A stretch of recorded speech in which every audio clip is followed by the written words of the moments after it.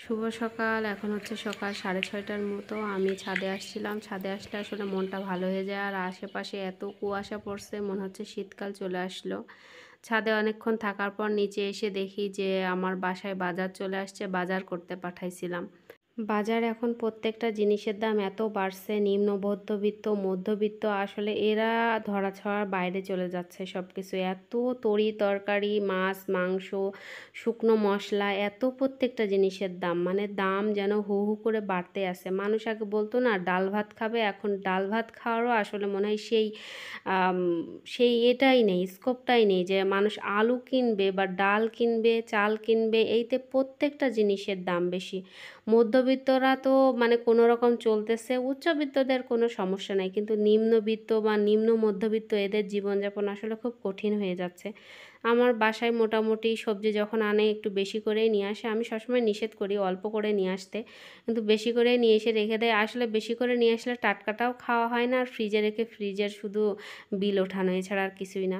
পাশাপাশি একটা মুরগি নিয়ে আসছিল 4 কেজি ওজনের ব্রয়লার মুরগি। একটু বড় মুরগি নিয়ে আসলে দামটা বেশি পড়ে ঠিক আছে, কিন্তু খাইতে অনেকটাই ভালো লাগে।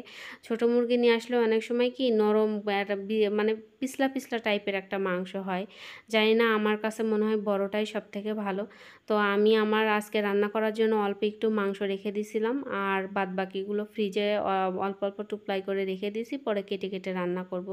যেহেতু দেখে মনে হচ্ছে যে ছোট, আসলে ছোট না, 4 কেজি ওজনের মুরগি মোটামুটি মানে বড়ই ছিল।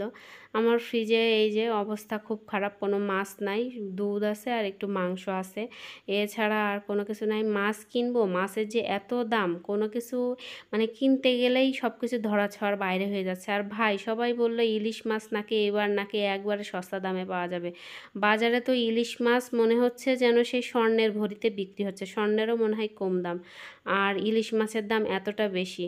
আমরা কখনোই মনে হয় এই আগে শুনছি যে আমার দাদা বা আমার নানারা বড় বড় ইলিশ মাছ নিয়ে আসছে, পাট বেচে ইলিশ মাছ কিনে নিয়ে আসছে, এই সে হেন তেন ভালো ইলিশ মাছ পাইছে। আমরা চোখে করে দেখতে পারবো না, আমরা শুধু দেখবো যে বিদেশে রপ্তানি হচ্ছে, তারা ভালোভাবে খাচ্ছে, আমরা খাইতে পারবো না। আমাদের দেশটার আসলে প্রতিনিয়ত কোনো না কোনোভাবে দেশের মানুষ আমরা ঠকতেছি আর ঠকবো, এইটাই হচ্ছে নিয়ম। যে যখন ক্ষমতা পাবে তখনই সে ক্ষমতার অপব্যবহার করবে। যাক, আমার ছোট মাথায় এত রাজনৈতিক বিষয় নিয়ে আলোচনা না করাই ভালো, বা আমার প্যারা না নেওয়াই ভালো। তো টুকটাক আমি কাজটা সেরে ফেললাম আজকে। ছোটোখাটো একটা ব্লগ আপনাদের সাথে শেয়ার করলাম। যদি ভালো লেগে থাকে অবশ্যই আমার পাশে দাঁড়াবেন, আমাকে সাপোর্ট করবেন। আল্লাহ হাফেজ।